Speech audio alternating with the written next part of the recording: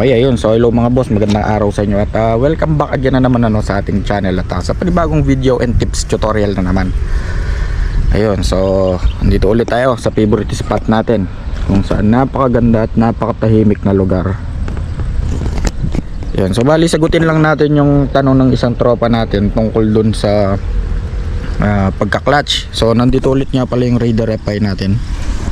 Sa pagka-clutch daw mga boss, kapag ka nakapag-cambio na daw tayo or nakapag-shift na daw tayo ng gear, tinatanong niya kung pwede nga ba daw bitawan yung clutch habang tumatakbo. Ang sagot natin doon mga boss is yes, pwede, lalong lalo na kung kayo ay mabagal or wala naman kayong dapat hintuan. So kung tuloy-tuloy yung takbo nyo, pwede nyo naman bitawan yung clutch natin para hindi tayo mangalay, no? So malaking tulong din yon mga boss para ma-relax yung kamay nyo, lalong lalo na kung katulad nito.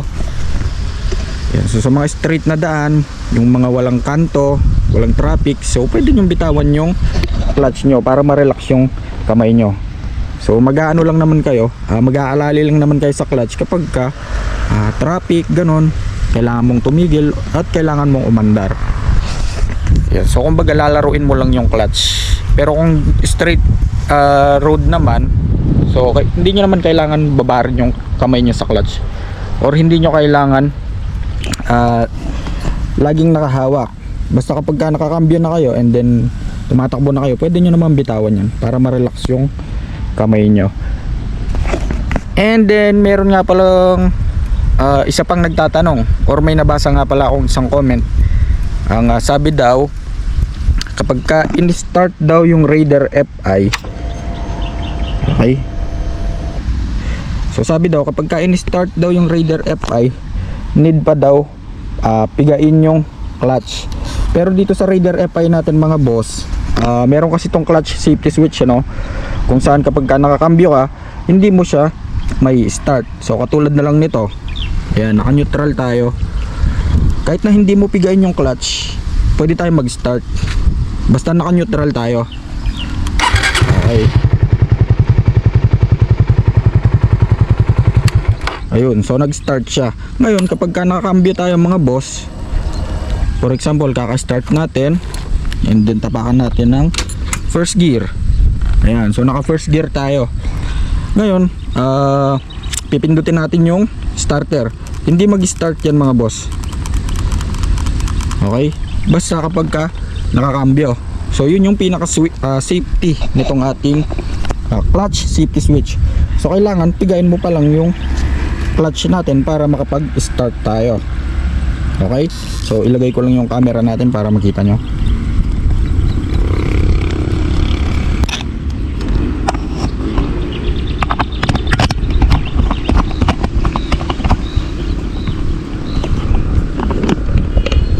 Okay, ayun mga boss, so nandyan pa rin tayo sa first gear.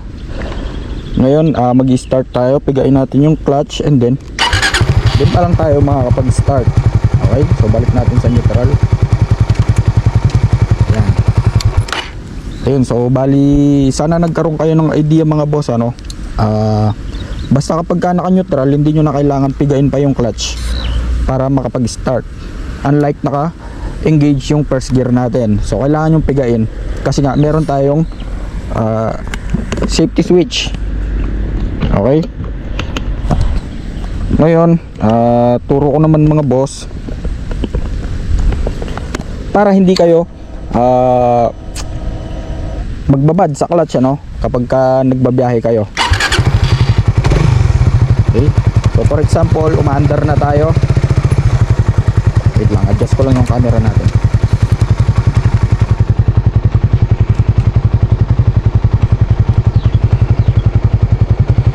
So yan mga bossing, for example umaandar na tayo, segunda, tercera, ayan.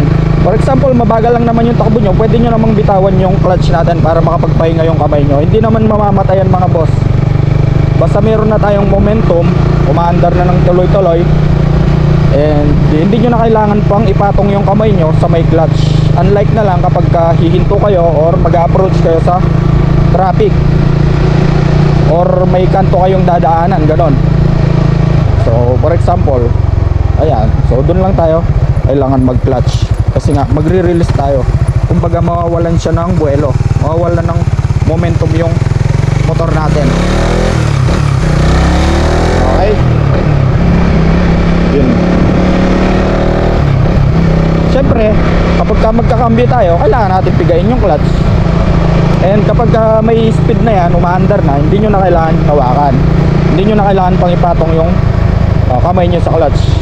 Okay, yun, so balik na tayo. Ayun, bali hanggang dito na lang mga boss, at sana may natutunan kayo, at kung nagustuhan nyo ang video na to, so please like and share na rin.